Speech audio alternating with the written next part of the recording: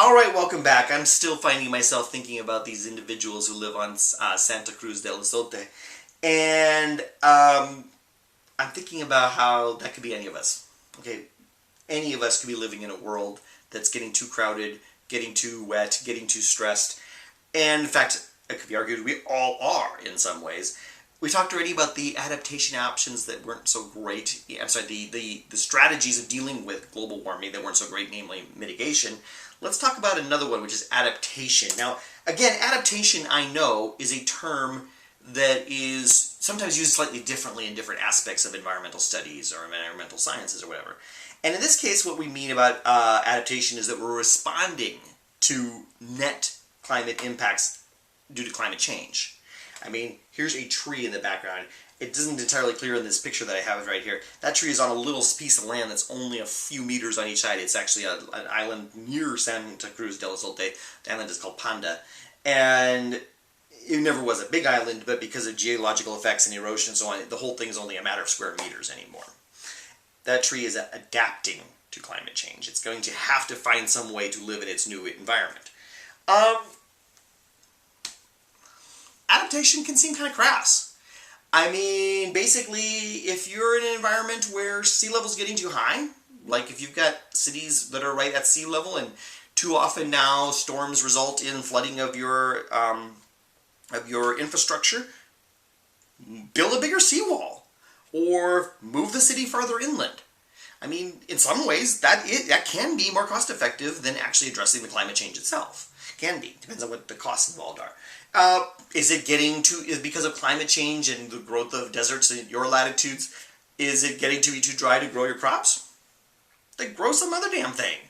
Or move someplace else. I mean, this makes a measure of sense. If you can't grow corn there anymore, grow something else. Or move someplace else where you can grow your corn. At a societal level, this could actually be a lot less expensive than dealing with the climate change itself. Okay, actually addressing the additions of carbon to the atmosphere and so on. This can be a solution. Oh Lord, I don't know if I believe that climate change is adding the amount of hurricanes or not. There's certainly evidence both ways. But let's say that in your region there are more hurricanes now due to global warming. Well, you know what? You wait till the next time there's been a hurricane, and then you don't rebuild. Okay? You take your insurance money and you go someplace else. And whether that is an individual's decision, like I choose not to build here again, or whether that is the decision of like a community doesn't zone it to be reconstructed, that is a type of adaptation. And that can be more cost effective than actually mitigating the damage or trying to fix the damage with geoengineering. Difficult decisions, though, to be made by individuals. Most of the time, adaptation type strategies are implemented at a societal level, like governments will implement them. Governments can aid both other governments and individuals and so on, and local governments and so on, in those adaptation strategies. For example, governments can provide direct aid to places that are experiencing climate disasters or where the biggest economic risks could occur, or like risks to the environment or national security or whatever.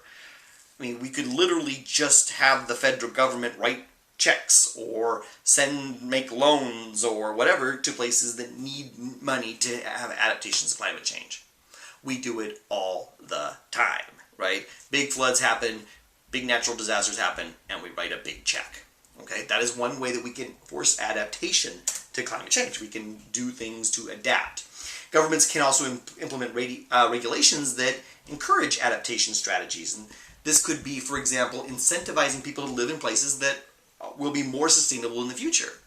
By and large, it is ways that, like the federal government, for example, could find ways to encourage people to not live in environments that are going to be difficult to be sustained under climate change, like maybe Las Vegas or Phoenix or something like that, where as water resources are changing due to global warming, you could make it more and more difficult to live there. The government could just make it more difficult for people to live there in the first place, thereby adapting to the change. Governments can provide reliable information about climate change and adaptation plans, because adaptation before is always cheaper than adaptation after the disasters. This is a very important role of government, is to do things like fund research projects and community outreach and education projects and so on.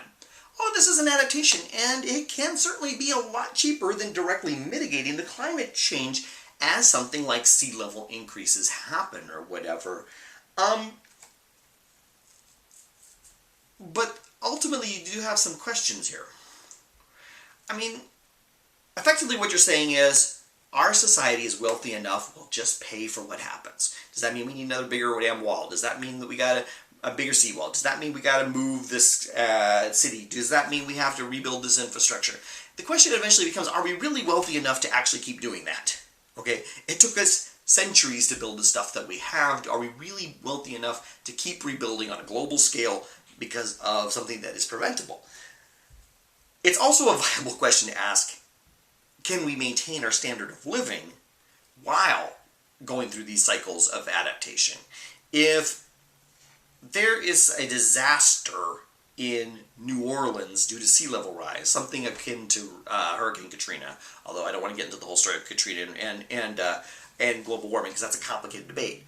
But a disaster like Katrina, but happening simultaneously in all of the major cities of the world that are at sea level, could, even if we do actually have the cash as a society to deal with those problems, it's not clear that there's any kind of standard of living that can be maintained when all of our resources are basically being used to fight off disasters. So this is not a great strategy either. In the end, adaptation is not our best option here. It's certainly going to be expensive. Adaptation is going to be more expensive. It's certainly going to be more expensive than the poor countries of the world can afford.